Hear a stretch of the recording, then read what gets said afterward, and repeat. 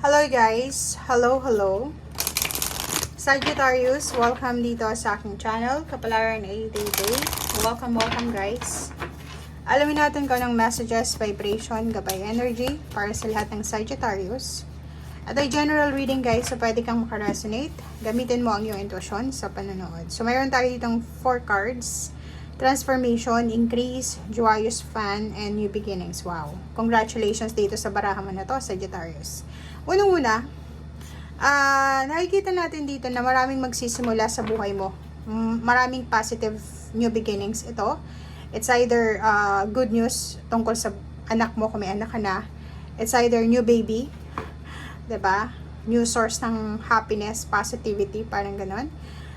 Nakikita mo to yung open gateway dyan. Wala siyang pinto. So, ibig sabihin, ano man itong nagsisimula or magsisimula sa buhay mo is continue siya. 'Di ba? Walang, pwede kang bumalik, pwede kang pumasok, pwede kang lumabas. So, dito, isang pagsisimula sa buhay mo na posibleng magdadala sa'yo ng sobra-sobrang kaligayahan. 'Di ba? 7.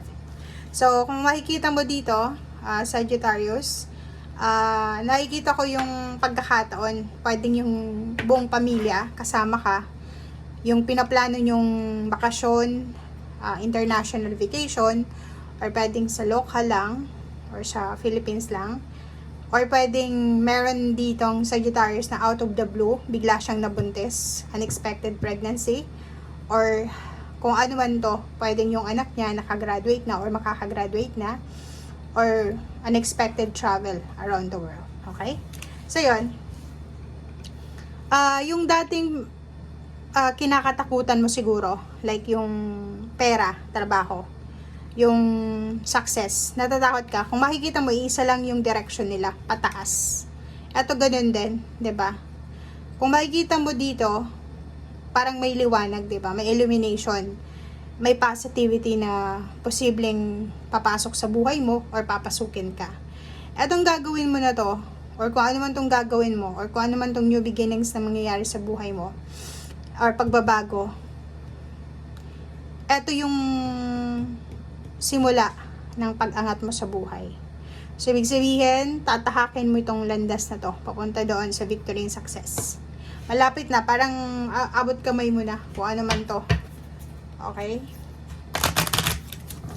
So, maraming magsisimula sa last 2 weeks ng April regarding success, victory, recognition, awards, rewards, or ano po.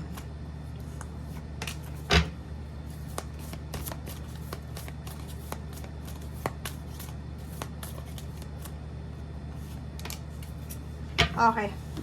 So, nakikita ko siya dito, Sagittarius, na marami kang rejection na naranasan for the past few months or years. But this next few weeks, sinasabi ng baraha sa'yo dito na yung rejection na naranasan mo, yung rejection na na-experience mo sa past, siya yung parang siya yung parang strength mo ngayon, 'di ba? Siya yung parang strength mo ngayon para sa pag-akyat dito sa success na to.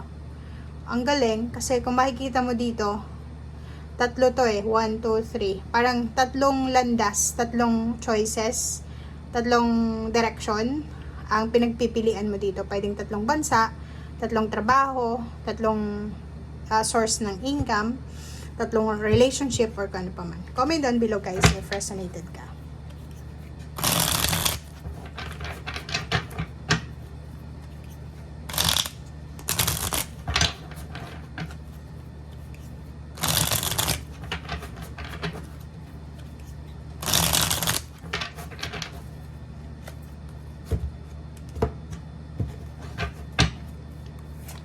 Okay, ganun din, no?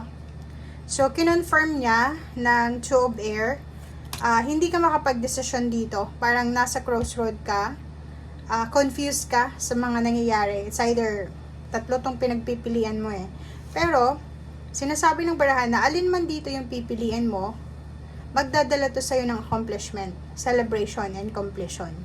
So, may iba dito sa Sagittarius, like kung ikaw ay OFW, nasa ibang bansa ka,